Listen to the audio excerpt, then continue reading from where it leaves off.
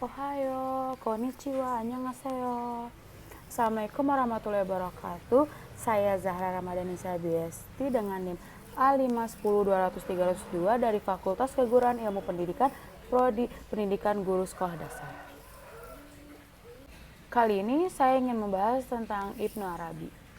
Siapa sih Ibnu Arabi itu? Mengenal sosoknya berarti berkenalan dengan sebuah figur yang sangat kompleks. Selain masyhur sebagai seorang syufi, Ibnu Arabi juga dikenal luas dalam kapasitasnya sebagai pengarang dan penyair yang sangat produktif.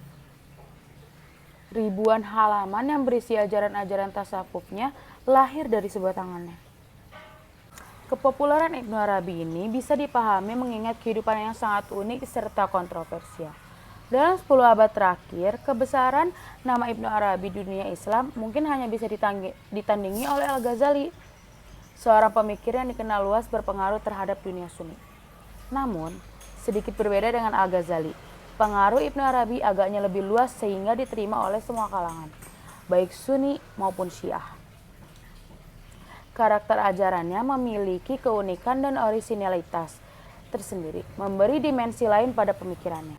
Ibnu Arabi lahir pada 17 Ramadan 560 Hijriah atau 28 Juli 1165 Masehi di Murcia, Spanyol bagian tenggara. Tahun kelahirannya yang bertepatan dengan tahun wafatnya Syufi besar Syekh Abdul Al-Qadir Al-Jilani menimbulkan spekulasi bahwa Ibnu Arabi memang dilahirkan untuk menggantikan kedudukan spiritual Syekh ini, yang dikenal luas di dunia Islam sebagai seorang wali atau biasa disebut kekasih Tuhan.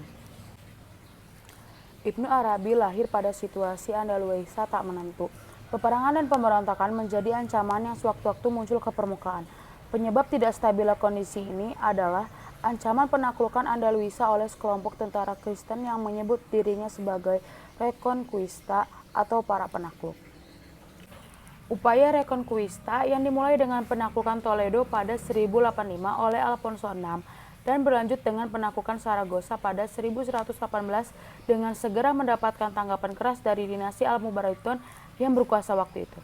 Perang dan perbuatan kekuasaan sejak Al-Mubarakun berkuasa sehingga kemudian digantikan oleh dinasti Al-Muhaidun sejak saat itu selalu mendominasi suasana sosial dan politik Andalusia. Di tengah situasi itulah Ibnu Arabi tumbuh dan berkembang dewasa. Ibnu Arabi beruntung lahir di tengah keluarga terpandang. Ayahnya adalah seorang pejabat tinggi istana Al-Muhaidun. Sekarang mari kita mengenal seputar epistemologi Ibnu Arabi. Pengetahuan intuitif merupakan pengetahuan yang bersumber dari penyucian jiwa. Bentuk pengetahuan yang tidak berdasarkan pada empirisitas, akal, serta pikiran, tetapi bersumber dari perjalanan spiritual dan minuman hati. Pengetahuan seperti ini tidak dapat disamakan dengan pengetahuan husnuli yang bersumber dari konsep rasional, tetapi dapat disamakan dengan pengetahuan intuisi. Abu Al-Hafifi merinci karakteristik pengetahuan intuitif yang diperoleh dari hasil pemikiran Sufi Agung Ibnu Arabi. Menurut Afifi, ciri-ciri yang paling menonjol dari pengetahuan intuitif atau esoterik adalah sebagai berikut. Yang pertama, pengetahuan intuitif atau pengetahuan esoterik. Pengetahuan ini bersifat bawaan, bahwa intelek itu sifatnya perolehan. Pengetahuan ini termasuk dalam kepercayaan kudus yang memancarkan wujud dasar dari semua makhluk. Yang kedua, pengertian intuitif berada di luar sebab. Dan jika tidak perlu meminta pertolongan otoritas, sebab itu untuk penguji validitas. Sebaiknya apabila aspek rasional dan intuitas itu bertentangan, maka yang pertama harus selalu dikorbankan demi yang terakhir. Yang keempat, pengetahuan intuitif mematerialkan dirinya sendiri hanya di dalam diri manusia tertentu. Tidak semua orang memperoleh anugerah itu. Menurut Ibnu Arabi, hal itu sudah ditentukan olehnya. Yang kelima, berbeda dengan pengetahuan spekulatif yang pada umumnya menghasilkan kemungkinan, maka pengetahuan intuitif menghasilkan pengetahuan tertentu. Pengetahuan spekulatif terhadap objeknya mempunyai bayangan dari yang nyata, sedangkan pengetahuan intuitif terhadap objeknya mempunyai realitas itu sendiri. Yang keenam, pengetahuan intuitif pada dasarnya identik dengan pengetahuan Tuhan. Dan meskipun bermacam-macam, namun pada dasarnya satu, bahwa pengetahuan itu adalah pengetahuan Tuhan yang dapat dibuktikan oleh fakta, yang tidak seorang pun memperoleh kecuali jika ia telah benar-benar memperoleh apa yang ada dalam dunia sufi, biasa disebut dengan istilah pengalaman mistik. Dan yang terakhir, yang kedelapan, melalui pengalaman intuitif, rasionalisasi terhadap mistik, memperoleh pengetahuan sempurna tentang alam dan realitas. Ibnu Arabi memanglah seorang tokoh sufi yang berjasa dalam merumuskan pengetahuan intuitif ini. Dalam bukunya, Ilmu Hudhuri Medihai Yazdi menyebutkan bahwa Ibnu Arabi sebagai tokoh sufi yang melopori berkembangnya komplotan dan kesadaran mistik. Berbagai upaya telah dilakukan Ibnu Arabi membagi urgensi ilmu dalam dua kategori. Yang pertama, ilmu tentang Allah, yang kedua, ilmu tentang alam. Ilmu tentang Allah merupakan ilmu yang paling penting, sedangkan ilmu tentang alam akan membantu manusia lebih mengenal Tuhannya. Kemudian, Ibnu Arabi menjelaskan pembagian ilmu tersebut secara eksplisit menjadi 4.